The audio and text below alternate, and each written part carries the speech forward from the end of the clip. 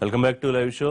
రాష్ట్రపతి ఎన్నికకి సంబంధించి ప్రస్తుతం వాతావరణం రాజకీయంగా రాష్ట్రపతి ఎన్నిక కూడా రాజకీయంగా మారిన పరిస్థితి మనం చూస్తున్నాం. ఎన్డీఏ అభ్యర్థి రామ్నాథ్ కోవింద్ నిన్న అట్టహాసంగా నామినేషన్ దాఖలు చేశారు. ప్రధాని సహా అతిరథ మహారథులు తరలివచ్చాయని చేత నామినేషన్ దాఖలు చేయించారు. ముఖ్యంగా తెలుగు రాష్ట్రాల ముఖ్యమంత్రులు ఇందులో కీలక భాగస్వాములుగా పార్టిసిపేట్ చేయడం కూడా ఆసక్తికరంగా ఉంది. ఇక ఎన్డీఏ భాగస్వామిగా ఉన్న ఆంధ్రప్రదేశ్ ముఖ్యమంత్రి పార్టిసిపేట్ చేశారు. అలాగే తెలంగాణ ముఖ్యమంత్రి కేసీఆర్ కూడా ప్రత్యేక అతిథిగా ఈ కార్యక్రమానికి వారు హాజరయ్యారు. ఇప్పటికే వారు సపోర్ట్ చేస్తున్నట్టుగా సంపూర్ణ మద్దతు ఇస్తున్నట్టుగా ప్రకటించారు. అలాగే తెలుగు రాష్ట్రంలో ప్రతిపక్షంగా ఉన్న ఆంధ్రప్రదేశ్ ప్రతిపక్ష వైసీపీ కూడా పూర్తి స్థాయిలో ఎన్డీఏ అభ్యర్థికి మద్దతిస్తోంది. ఇక యూపీఏతో పాటు దాదాపు 17 విపక్షాలు కలిపి మీరా కుమార్ మాజీ లోక్సభ స్పీకర్ను రాష్ట్రపతి అభ్యర్థిగా బరిలో ఉంచారు. అయితే తెలంగాణ రాష్ట్ర ఆవిర్భావంలో కీలక పాత్ర పోషించి అప్పుడు స్పీకర్గా ఉన్న మీరా కుమార్కి టీఆర్ఎస్ మద్దతు ఇవ్వాలి, ఆర్ఎస్ఎస్ భావజాలం ఉన్న వ్యక్తికి ఎట్లా ఇస్తారని కాంగ్రెస్ ప్రశ్నిస్తోంది. అటు ఆంధ్రప్రదేశ్ రాష్ట్రానికి రావాల్సిన ప్రయోజనాలు ఏమీ చేకూరకుండానే పోటీపడి అధికార ప్రతిపక్షాలు రెండు ఎన్డీఏ అభ్యర్థికి మద్దతు ఇవ్వడానికి ముందుకు ఎందుకు పోటీ పడుతున్నాయని కాంగ్రెస్ అడుగుతోంది. ఈ అంశాలు మాట్లాడుతాం. రైతు రుణమాఫీ అంశం మళ్ళీ తెరపైకి వస్తోంది. వెంకయ్యనాయుడు రైతు రుణమాఫీ ఫ్యాషన్ అయిపోయిందని కామెంట్ చేశారని, ఆ తర్వాత మళ్ళీ రాజకీయ పార్టీలు ఫ్యాషన్ గా మార్చుకున్నాయని మాట మార్చారని కాంగ్రెస్ ఆరోపణలు. ఇక్కడ తెలంగాణ రాష్ట్రంలో ఆర్థిక మంత్రి బ్యాంకర్ల మీద సీరియస్ అయ్యారు. రుణమాఫీ రైతులకు అప్పులు ఇవ్వడానికి సంబంధించి అంశాలు మనం మాట్లాడదాం. మనతో పాటు వాళ్ళ బెల్లయ్యనాయక్ గారు జాయిన్ అవుతున్నారు. తెలంగాణ కాంగ్రెస్ పార్టీ సీనియర్ నాయకులు ఏ జీవన్ రెడ్డి గారు, ఆర్మూర్ ఎమ్మెల్యే టీఆర్ఎస్ నాయకులు జాయిన్ అవుతున్నారు. డీసీ గోవింద్ రెడ్డి గారు ఎమ్మెల్సీ వైఎస్ఆర్సీపీ ముఖ్య నాయకులు. ఇక విజయవాడ నుంచి లైవ్ లో అందుబాటులోకి వస్తున్నారు ఉమామహేశ్వరరావు గారు, Vijayawada east MLA TDP senior నాయకులు. రైట్, ఎట్లా చూడాల్సిన అవసరం ఉంది బెల్లయ్యనాయక్ గారు? ఒకటి, ముందు అభ్యర్థిత్వం గురించి మాట్లాడుకుందాం. దాదాపుగా ఇప్పటికీ కాంగ్రెస్ కి తెలుసు, మిగతా పక్షాలకు తెలుసు గెలుపు ఎన్డీఏ అభ్యర్థి రామ్నాథ్ కోవింద్ అని. కానీ పోటీ పెట్టాలి కాబట్టి మీరు చెప్పేది ప్రజాస్వామ్యం కోసమని. ఎందుకు అంటే ఒక మొండి ధోరణితో వెళ్తున్నట్టు కనిపించట్లేదా? రామ్నాథ్ కోవింద్ అన్ని రకాలుగా సమర్థుడు, రాష్ట్రపతి స్థానానికి తగినవాడని అన్ని పార్టీలు దాదాపుగా సపోర్ట్ ఇస్తున్న పరిస్థితి. కానీ మీరు ఎందుకు విడిగా అభ్యర్థిని పెట్టాలనుకున్నారు? ఇక్కడ రెండు విషయాలు మాట్లాడుకోవాలండి. ఎవరైతే అధికారంలో ఉంటారో జనరల్ గా వాళ్ళు వ్యక్తిని ప్రతిపాదిస్తూ అందరి దగ్గరికి తిరుగుతారు. అందరు కామన్ ఒపీనియన్ తీసుకోవడం కోసం ప్రయత్నం చేస్తారు. నేను మొన్న ఇది జరుగుతున్నటువంటి క్రమంలో ఢిల్లీలోనే ఉన్నాను. దాదాపు ఒక వారం రోజులు ఢిల్లీలోనే ఉన్నాను. బీజేపీ నాయకులు ఒక సబ్ కమిటీ వేసుకొని అన్ని పార్టీల దగ్గరికి వచ్చారు. అభ్యర్థి పేరు తీసుకురాలేదు. వాళ్ళు ఎవరిని క్యాండిడేట్గా పెడతారనేటటువంటి ప్రతిపాదన అప్పటికి వాళ్ళ దగ్గర తయారు కాలేదు. వెంకయ్యనాయుడు గారు కానీ, రాజ్నాథ్ సింగ్ గారు కానీ బయటికి చెప్పలేదు. అయితే మా పార్టీ దగ్గరికి వచ్చినప్పుడు అయితే అటువంటి ప్రతిపాదన తేలేదు. వాళ్ళు సరే మా వాళ్ళు చెప్పినదంటే మీరు క్యాండిడేట్ను చూజ్ చేసి మాకు చెప్పండి, దాన్ని బట్టి మనం ఒకవేళ యాక్సెప్టబుల్ అయితే మేము సపోర్ట్ చేస్తాం అనేటటువంటి మాటను దేశంలో ఉన్నటువంటి అన్ని పార్టీలు చెప్పినాయి. కానీ వాళ్ళు క్యాండిడేట్ని సెలెక్ట్ చేసుకున్న తర్వాత చెప్పకుండా డైరెక్ట్ మీడియాకి డిక్లేర్ చేసినటువంటి పరిస్థితి. అంటే పోటీని అనివార్య స్థితికి నెట్టింది బీజేపీ. డెమోక్రటిక్ ప్రిన్సిపల్ను, కామనాలిటీని తీసుకొచ్చేటటువంటి విధానాన్ని వాళ్ళు ప్రాక్టికల్గా ఇంప్లిమెంట్ చేయలేదు. దీని ద్వారా రాజకీయ లబ్ధి పొందామనేటటువంటి కోణాన్ని ముందుకు తీసుకొచ్చారు. ఇది ఒకటో పాయింట్. రెండో ముఖ్యమైనటువంటి విషయం ఏంటంటే వాళ్ళు సెలెక్ట్ చేసినటువంటి అభ్యర్థి ఇప్పటికే భారతదేశంలో 3 సంవత్సరాలుగా బీజేపీ అధికారంలో వచ్చిన తర్వాత విపరీతమైనటువంటి రాజ్యాంగ ఉల్లంఘన చర్యలు జరుగుతున్నటువంటి పరిస్థితి కొనసాగుతూ ఉన్నది. అటు దళితుల విషయంలో కావచ్చు, మైనారిటీల విషయంలో కావచ్చు, హక్కుల విషయంలో కావచ్చు, చాలా విషయాలు రాజ్యాంగాన్ని ఇతర పార్టీలో గెలిపించినటువంటి వాళ్ళని వాళ్ళ పార్టీలోకి చేర్చుకొని అధికారంలో ఇవ్వడంలో విషయం కావచ్చు. ఈ ఉల్లంఘనలు జరుగుతున్నటువంటి క్రమంలో అంటే రాజ్యాంగ విలువల్ని పక్కన పెట్టి ఆర్ఎస్ఎస్ విలువల్ని దేశం మీద రుద్దేటటువంటి ప్రయత్నం జరుగుతున్నటువంటి క్రమంలో ఒక డెమోక్రటిక్ అభ్యర్థి, ఒక సోషలిస్టిక్ అభ్యర్థి ఈ దేశానికి రాష్ట్రపతి ఉండాల్సినటువంటి అవసరం ఉందనేటటువంటి భావనతో మొదటి నుంచి కాంగ్రెస్ పార్టీ ఉంది. చాలా పార్టీలు దేశ ప్రజలు కూడా అది కోరుకుంటున్నటువంటి పరిస్థితి. అందుకనే అటువంటి వ్యక్తిని సెలెక్ట్ చేస్తారేమో అనేటటువంటి ఆశతో మేము చూసాము. అది చేయలేనటువంటి పరిస్థితి. చేయనప్పుడు అనివార్యమైనటువంటి స్థితికి పోటీని పెట్టినటువంటి రామ్నాథ్ కోవింద్ గారు ఆయన వచ్చినటువంటి బ్యాక్గ్రౌండ్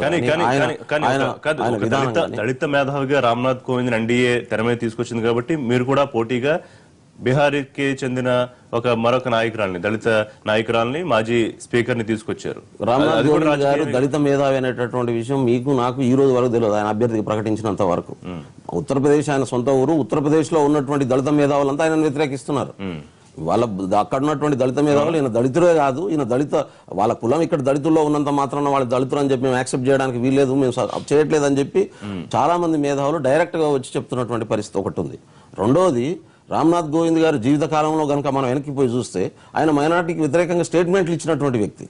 చాలా విషయాలను అవన్నీ మాట్లాడుకుంటే ఇప్పుడు మనం అయితే సరే నేను ఏంటంటే ఆ డీటెయిల్స్ లో పోదలుచుకోలేదు. వాజ్పేయి గారి గవర్నమెంట్ లో కొన్ని చట్టాలు దళితులకు వ్యతిరేకంగా ఉన్నాయని పోరాడి దాన్ని సవరణ చేయించిన వ్యక్తిగా కూడా లేని వాల్యూస్ ఆపాదించేటటువంటి ప్రయత్నం చేస్తున్నారు వాళ్ళు. ఆయన ఐఏఎస్ గా ఉన్నప్పుడు మాట్లాడినటువంటి విషయాలు, ఆయన ఆ తర్వాత బీజేపీ దళిత మోర్చా నాయకుడుగా ఉన్నప్పుడు మాట్లాడినటువంటి విషయాలు, అదే విధంగా ఆయన తర్వాత ఎంపీగా ఉన్నప్పుడు మాట్లాడినటువంటి విషయాలు చాలా బయటకు వస్తాయి. అంటే వ్యక్తిగతంగా మనం బోదలుచుకోలేదు ఇక్కడ. ఇది రైట్ అయిన సరైనటువంటి పద్ధతి కాదు. ఎందుకంటే రాష్ట్రపతి అభ్యర్థిగా ప్రతిపాదించినటువంటి మీద మనం వ్యక్తిగతంగా ఆయన ఏం చేసిన అనే అంశాల మీదకి పోవడం నాకు ఇష్టం లేదు. రెండో వైపు ఇవాళ కాంగ్రెస్ కానీ మిగతా పక్షాలు ప్రతిపాదించినటువంటి వ్యక్తిని కనుక మనం చూస్తే మీరా కుమారి గారు రాష్ట్రపతికి అర్హురాలా కాదా అని చెప్పి మీరు ఒక SMS పంపించండి. మొత్తం ప్రజలు తేలుస్తారు ఎట్లా ఉన్నదనేటటువంటి విషయం. ఆమె జీవితకాలం కూడా ఎట్లా పనిచేసింది, స్పీకర్గా ఉన్నప్పుడు ప్రతి భారతీయుని మెదడులో మీరా కుమారి ఎలిజిబుల్ క్యాండిడేట్ అనేటటువంటి విషయం ఇవాళ ప్రతి ఒక్కరు మాట్లాడుతున్నటువంటి పరిస్థితి. రెండో ఒక ఆలస్యంగా ప్రపోజ్ చేయలేదా? ఒకవేళ ముందే మీరు బీజేపీ కమిటీ వచ్చినప్పుడు ఇదిగో పలానా మీరా కుమార్ గారిని అనుకుంటున్నాం మీరు ఆలోచించండి అని చెప్పుంటే బహుశా ఆలోచించే అవకాశం వచ్చేదేమో ఉమామేశ్వర్ గారు చెప్తారు. అయితే అది వాళ్ళు చెప్పని అండి. నేనేమంటున్నానంటే జనరల్గా టెండెన్సీగా ప్రాక్టీస్గా సాంప్రదాయంగా వస్తున్నటువంటి విధానం ఏంటంటే అధికారంలో ఉన్నటువంటి పార్టీ ఆ ప్రతిపాదన తీసుకొని ముందు వచ్చినప్పుడు దానికి మీరు ఇది యాక్సెప్టబుల్ పర్సన్ తీసుకురండి అప్పుడు మాట్లాడదామని చెప్పి పంపించడం జరిగింది. మళ్ళీ రాలేదు. నంబర్ 2 అయితే ఇవాళ ఉన్నటువంటి పరిస్థితుల్లో ఇంకో ప్రశ్న కూడా అడిగారు మీరు. క్యాండిడేట్ పరంగా ఏ రకంగా చూసినా మీరా కుమారి గారు ఇవాళ రాష్ట్రపతికి అర్హురాలనేటువంటి వ్యక్తి అనేటటువంటి వ్యక్తి స్పష్టంగా తెలుస్తుంది. కానీ మన 2 రాష్ట్రాలకు సంబంధించినటువంటి ముఖ్యమంత్రులు అభ్యర్థిని ప్రకటించక ముందే ఏ రకమైనటువంటి ప్రయోజనాలు ఆశించిపోతున్నారో నాకైతే తెలియదు. కానీ ఒకటైతే తెలంగాణకు మాట్లాడుకున్నప్పుడు తెలంగాణ ముఖ్యమంత్రి గారు తెలంగాణ రాష్ట్ర సాధన కోసం మీరా కుమార్ గారు చేసినటువంటి కృషి మామూలుది కాదు, ఆమె చేసినటువంటి సపోర్ట్ మామూలుది కాదు. కాబట్టి అది దృష్టిలో పెట్టుకుని మనం వ్యవహరించాల్సిన పరిస్థితి. ఆంధ్రప్రదేశ్ ముఖ్యమంత్రి గారు ఒకవైపు బీజేపీ ప్రభుత్వం మోడీ గారు ఇచ్చిన ఒక్క హామీ కూడా అమలు కాని మాట్లాడదాం. అది మీరా కుమార్ గారు అభ్యర్థిత్వం ముందు తెలిసి ఉండుంటే ఒకవేళ కేసీఆర్ గారు మీరా కుమార్ కి సపోర్ట్ చేసేవారా? లేదు ఖచ్చితంగా అప్పటికే ఎన్డీఏకి సపోర్ట్ చేయాలని నిర్ణయం తీసుకున్నారు కాబట్టి జరిగి ఉండేది కదా. అంటే ఇక్కడ ప్రధానంగా గౌరవనీయులు రాష్ట్ర ముఖ్యమంత్రి వాళ్ళు కేసీఆర్ గారు ఈ ఎన్నికల కంటే ముందే ప్రధానమంత్రి మోడీని కలిసినప్పుడు అసలు ఈ దళిత రాష్ట్రపతిని పెట్టాలే అని సలహా ఇచ్చిందే మా ముఖ్యమంత్రి గారు. సలహా ఇచ్చిన తర్వాతనే మోడీ గారు కూడా మొన్న చెప్పారు కదా, మీ సలహా ప్రకారం మేము దళితుని పెట్టామని చెప్పి. రామ్నాథ్ కోవింద్ పెట్టేటప్పటికి మీ సలహా ప్రకారం మేము పెట్టామని చెప్పి. అసలు ఈ దళిత కాన్సెప్ట్ వచ్చిందే గౌరవనీయులు రాష్ట్ర ముఖ్యమంత్రి కేసీఆర్ గారి ద్వారా. తర్వాత క్యాండిడేట్ గా పెట్టినప్పుడు ప్రభుత్వం మద్దతు ఇస్తా అని చెప్పింది, మద్దతు ఇస్తా ఉన్నది. అసలు ఆలోచన విధానాన్ని చెప్పినప్పుడు ఒక గౌరవ ముఖ్యమంత్రిగా చెప్పిన విషయాన్ని కేంద్రంలో ఉన్నటువంటి మోడీ గారు ఆమోదించి దాని కాన్సెప్ట్ తీసుకొని దళితుని దేశానికి రాష్ట్రపతి చేస్తామన్నప్పుడు మేము ఖచ్చితంగా మేము కేంద్ర ప్రభుత్వానికి సపోర్ట్ చేస్తాం. అంటే కంపారిజన్ వచ్చినప్పుడు ఇప్పుడు మీరా కుమార్ గారా లేకపోతే రామ్నాథ్ కోవింద్ గారా అన్నప్పుడు ఇప్పుడు కాంగ్రెస్ పార్టీ చీఫ్ ఉత్తమ్ కుమార్ రెడ్డి అంటారు మీరా కుమార్ ఎంత ప్రాముఖ్యత ఎంత ఇంపార్టెంట్ రోల్ పోషించారు తెలంగాణ రాష్ట్ర ఆవిర్భావ సమయంలో. కొంత గందరగోళ వాతావరణంలో వారు సమన్వయపరిచిన తీరు ఇవన్నీ గుర్తు చేసి ఖచ్చితంగా సపోర్ట్ చేయాలి. మీరా కుమార్ గారు ఉన్న సీట్ లో ఎవరున్నా కానీ రిషి గారు ఖచ్చితంగా చేయాల్సిందే. అప్పటికే తెలంగాణ ఉద్యమం గల్లీ నుంచి ఢిల్లీ దాకా కీలక పాత్ర పోషించి కేంద్ర ప్రభుత్వం కాంగ్రెస్ ప్రభుత్వం యొక్క మెడలు వంచి తెలంగాణ ఇచ్చే పరిస్థితిని తీసుకొచ్చినాం. ఆ సీట్ లో మీరా కుమార్ గారు ఉన్నా ఇంకొక స్పీకర్ ఎవరున్నా కానీ ఆ విధమైన విధి విధానాలను ఫాలో కావాల్సిందే. 100% అండి. తెలంగాణ ఎవరు తెచ్చుకోలేదండి, వాళ్ళ మెడల్ వంచి తీసుకొచ్చినాం. గల్లీ నుంచి ఢిల్లీ దాకా 2001 నుంచి 14 దాకా అనేక ఉద్యమాలు చేశాం. ఒకటి కాదు చివరికి గౌరవ ముఖ్యమంత్రి కేసీఆర్ గారు తన ప్రాణాలని సైతం లెక్క చేయకుండా ఆమరణ దీక్ష చేసి చావు తెలంగాణ తెచ్చుడా కేసీఆర్ చచ్చుడా అనేది దాంతో ముందరుకోండి. ఇంకా దానికంటే ఉద్యమంలో కీలకం ఏముంటుందని ఆ చేసిన అట్లాంటి పరిస్థితుల్లో ఆనాటి కేంద్రంలో ఉన్నటువంటి కేంద్ర ప్రభుత్వం ఖచ్చితంగా ఇవ్వాల్సిందే, ఇచ్చింది. దీనికి లింక్ ఏందండి, మా కాన్సెప్ట్ దళితుడు ఉండాలి, కేంద్ర ప్రభుత్వం దళితుడిని ప్రకటించింది, ఆ దళితుడికి మేము సపోర్ట్ చేస్తా ఉన్నాం. దళిత సంక్షేమం గురించి ఈ రాష్ట్రంలో అనేక కార్యక్రమాలు చేస్తా ఉన్నాం. అట్లా ఈ దేశానికి ఒక రాష్ట్రపతి కేఆర్ నారాయణ తర్వాత మళ్ళొకసారి రాష్ట్రపతి ఒక దళితుడు ఉండాలన్న కాన్సెప్ట్ ఇచ్చిందే మా ముఖ్యమంత్రి గారు. కాబట్టి ఖచ్చితంగా ఒక ఆలోచన మోడీ గారి ప్రధానమంత్రి మోడీ గారికి చెప్పిన తర్వాత వారు అనుసరించిన తర్వాత దళితుని పెట్టిన తర్వాత ముఖ్యమంత్రి చేస్తా ఉన్నారు కదా, చేయరాదు చేయకుండా మీరు దళితుని ప్రధానమంత్రి దళిత ముఖ్యమంత్రి చెప్పలేదు సార్. నిజంగా దళితుల సంక్షేమం జరగాలంటే దళితుడు కాదు సార్ మీరే ఉండాలని చెప్పి యావత్ తెలంగాణ అది ఒక కాన్సెప్ట్ అండి. ఆర్ఎస్ఎస్ భావజాలం ఉన్న కరుడుగట్టిన నాయకుడికి మీరు మద్దతు ఇస్తారా అని కూడా కాంగ్రెస్ గవర్నర్ గా ప్రకటించిన తర్వాత బీఆర్ గవర్నర్ గా చేశారండి. బీఆర్ గవర్నర్ గా చేసిన తర్వాత పార్టీతో సంబంధం ఉన్నదండి. ఇవాళ మన గవర్నర్ ఎవరండి? పాతకాలంలో నిర్వహించిన నిన్నటి వరకు ఉన్నటువంటి రాష్ట్రపతి ఎవరండి? కాంగ్రెస్ పార్టీ అంటే మేమంటాం ఒక్కసారి గవర్నర్ గా పనిచేసిన తర్వాత వాళ్ళకి పార్టీల ముద్రలు ఉండవిగా. వాళ్ళు బీహార్ గవర్నర్ గా చేశారు, అక్కడికి అది ముగిసిపోయింది పార్టీ. పాత వారన్నట్టుగా బీజేపీ జనమోర్చా ఉన్నారా దేంట్లో ఉన్నారా అది సంబంధం లేదు. ఏ పార్టీకి చెందిన వ్యక్తి కాదు రాజ్యాంగాన్ని కాపాడే వ్యక్తిగా, రాజ్యాంగాన్ని కాపాడే వ్యక్తిగా ప్రతిపక్షాలను పాలక పక్షాన్ని సంయోజనం చేస్తూ అట్లా ముందరకు తీసుకెళ్లే వ్యక్తి రాష్ట్రపతి. అట్లాంటి రాష్ట్రపతి బీహార్ గవర్నర్ గా ఒకసారి చేసిన తర్వాత ఇంకా ఆయన ఏ పార్టీలకు సంబంధం లేదు. ఆ విధమైన సంస్కృతి లేదండి. ఇలా మన గవర్నర్ ఏ పార్టీలో నిర్వహించారండి?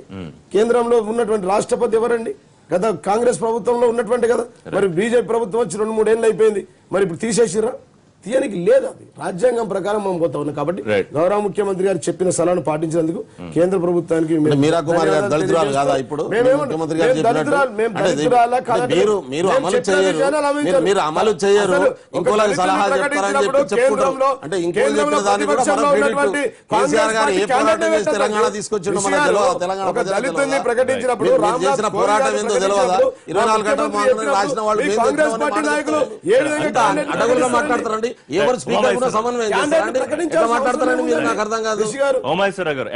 ఎన్డీఏ పార్టీ అభ్యర్థిగా చెప్పండి, ఒకవేళ మీరా కుమార్ ప్రపోజల్ ప్రతిపక్షాలు కాంగ్రెస్ సహా మిగతా పక్షాలు చేసి ఉంటే దానికి ఏకాభిప్రాయం వచ్చి ఉండేదా? హైపోథెటికల్ క్వశ్చనే, కానీ అటువంటి అవకాశం ఉండేదా? ఎందుకంటే రామ్నాథ్ కోవింద్ ఎంత ఆయన రాజ్యాంగ కోవిదుడు, న్యాయ నిపుణుడు, లేకపోతే దళిత మేధావి అన్నా వాళ్ళు ఖచ్చితంగా మీరా కుమార్ అనే అభ్యర్థిత్వాన్ని తెరపైకి తీసుకొచ్చారు. ప్రజాస్వామ్యాన్ని కాపాడుకుంది పోటీ చేస్తామని. ఒకవేళ అటువంటి అవకాశం ఉండేదా? మీరా కుమార్ గారికి అందరికీ ఏకాభిప్రాయం కలిగి ఉండేదా? ఋషి గారు, కాంగ్రెస్ పార్టీ కూడా ప్రతి అంశాన్ని కూడా రాజకీయ కోణంలోనే చూస్తుంది. అది ఇప్పుడు కాదు, గతంలో ఎప్పటి నుంచి కూడా కాంగ్రెస్ పార్టీ పుట్టినప్పటి నుంచి అదే విధంగా వాళ్ళ రాజకీయ ఎత్తుగడలు ఉంటాయి. ఇవాళ మేమేమంటున్నాం అంటే ఎన్డీఏలో ఎప్పుడు కూడా ఎప్పుడు ఈ దేశాన్ని పరిపాలించినా ఒక సామాన్యుడు ప్రధానమంత్రి, ఇవాళ బీసీ అభ్యర్థి మోడీ ప్రధానమంత్రి. అలాగే గతంలో కూడా చూసుకుంటే అక్కడ ఆ రోజున మొట్టమొదటగా తెలుగుదేశం పార్టీకి చెందినటువంటి బాలయోగ్ గారు స్పీకర్గా పనిచేశారు, ఒక దళిత నాయకుడిగా. అలాగే ఒక మైనార్టీకి సంబంధించినటువంటి అబ్దుల్ కలాం గారు రాష్ట్రపతిగా ఆ రోజు ఎన్డీఏ ప్రభుత్వం నియమించింది. దాని తర్వాత నారాయణ గారు కానీ దళితులుగా నారాయణ గారు కూడా వచ్చారు యూపీఏ ప్రభుత్వంలో. ఇవన్నీ జరిగినాయి. కానీ మేమేమంటున్నామంటే ఇవాళ దళితుల పట్ల లేదంటే ఇలా ఓడిపోతామని తెలిసి కూడా, మా అభ్యర్థి గెలవడం అని తెలిసి కూడా తగిన బలం కూడా లేనటువంటి సందర్భంలో ఇవాళ ఎన్డీఏ పక్షం వెళ్ళి వాళ్ళ ఇంటికి వెళ్ళి వాళ్ళతో కమిటీ మాట్లాడినా మీరా కుమారి గారిని పెడతాం అనేది అంటే ఒక దళితురాల్ని రేపొద్దున ఆమె ఓడిపోతే రేపొద్దున దాన్ని కూడా రాజకీయ ప్రయోజనంగా వాడుకోవడానికి అంటే ఒక ప్రొజెక్షన్ ప్రధానంగా ఆ దళిత వర్గం అనే ఒక ప్రొజెక్షన్ ముందుకు తీసుకొచ్చి మీరు అన్నట్టు ఒక రాజకీయం చేసే కార్యక్రమం జరుగుతున్నది పాయింట్ నెంబర్ 1 అయితే, ఒకవేళ మీరా కుమార్ గారి అభ్యర్థిత్వాన్ని మొదట చేసి ఉంటే అందరూ ఒకవేళ ఒప్పుకునే పరిస్థితి ఏమన్నా ఉండేదా? బహుశా ప్రధానమంత్రి కూడా నేను అదే చెప్తున్నానండి. ఇప్పుడు వాళ్ళకి దళితుల పట్ల కానీ మైనార్టీ పట్ల కానీ వెనుకబడినటువంటి వర్గాల పట్ల కానీ చిత్తశుద్ధి ఉండుంటే మేము ఈ కమిటీ వేయకముందే, ఈ కమిటీ రాకముందే వాళ్ళ దగ్గర రాకముందే మేము అభ్యర్థిని పెడుతున్నాం. మా దగ్గర కూడా మా వెనకబడిన వర్గాలకు చెందినటువంటి దళిత వర్గాలు మేధావైనటువంటి మీరా కుమారి గారిని పెడుతున్నాం. ఆమె సమర్థురాలు కాబట్టి మాకు సపోర్ట్ చేయండి అని వాళ్లే ముందు అడగాలి, లేదంటే కనీసం మీడియాలో ఉన్న ఒక స్టేట్మెంట్ ఇవ్వాలి. అదేం లేకుండా ఉమగారు మీరు అభ్యర్థిని చెప్పలేదు. ఇప్పుడు వెంకయ్యనాయుడు గారు రాజ్నాథ్ గారు వెళ్లారు, ఏకాభిప్రాయం తీసుకుందాం అన్నారు తప్ప పలానా వాళ్ళు అప్పటికి రామ్నాథ్ గారిని పెడుతున్నాము మీరు సపోర్ట్ చేస్తారని కూడా అడగలేదు. అంటే ఒక పూర్తిగా ఒక దోబూచలాట జరిగింది. ఇప్పుడు రిషి గారు మేము ఇప్పుడు ఎన్డీఏ అభ్యర్థిని పెట్టకుండా అంటే ఇప్పుడు ఆ రోజుకి అభ్యర్థిని ఫైనలైజ్ అవ్వలేదు కాబట్టి చెప్పలా. అభ్యర్థిని పెట్టకుండా అభ్యర్థి పేరు చెప్పకుండా మద్దతు ఎవరిని అడుగుతారండి? అంటే ఆ రోజుకి ఫస్ట్ ఏంటి ప్రిలిమినరీ టాక్స్ లో ఫస్ట్ మాకు సహకరించండి అన్నంత వరకే ఫస్ట్ విషయం. దాంట్లో గులాం నబీ ఆజాద్ గారు కానీ లేదంటే ఆ కాంగ్రెస్ పార్టీ పెద్దలు కానీ ఏమన్నారు, మీరు అభ్యర్థిని ప్రకటించండి అన్నారు. ప్రకటించినాక ఎందుకు ఆయనకి మద్దతు ఇవ్వట్లేదు, లేదంటే ఎందుకు మీరు అప్పుడు పెట్టారు, ఎన్నిటి కూడా మేమేమంటున్నామంటే కాంగ్రెస్ పార్టీ ఎప్పుడు కూడా ఏ కార్యక్రమం తీసుకున్నా తన సొంత రాజకీయ ప్రయోజనాలకు తీసుకుంటూ తప్పితే దళితుల పట్ల ప్రేమ గాని, మైనార్టీల పట్ల ప్రేమ గాని, వెనుకబడిన వర్గాల మీద ప్రేమ గాని ఉండదు. వీళ్ళు కేవలం దేశంలో రాజకీయం చేయాలి, దళితుల్ని మొదటి నుంచి మా పక్కన ఉన్నారని చెప్పి వాళ్ళకి ఏ మాత్రం అభివృద్ధి చేశారో తెలుసు, మైనార్టీలను ఏ విధంగా వాడుకుని వదిలేశారో తెలుసు, అలాగే బడుగు బలహీన వర్గాలు ఏ విధంగా వాడుకుని వదిలేశారో తెలుసు.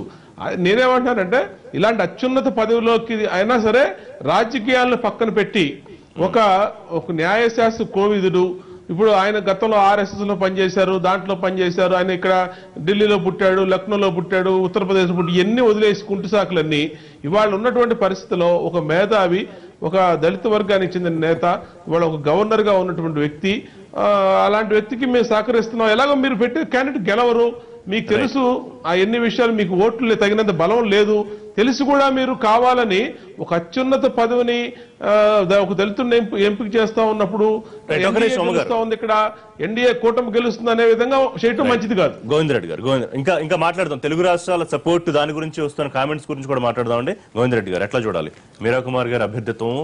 అంటే ఓడిపోతారని తెలిసి పోటీ పడ్డానికి, సరే ప్రజాస్వామ్యాన్ని కాపాడడానికి విపక్షాలు చెబుతున్నమాట. అంటే ఋషి గారు ఇప్పుడు 1977 తర్వాత అంటే దాదాపు 8 ఎన్నికలు జరిగినాయి. ఏ ఎన్నికల్లో కూడా పోటీ లేకుండా జరగలేదు. అంటే ఉన్న ప్రస్తుత రాజకీయ పరిస్థితి మనం చూసుకోవాలి.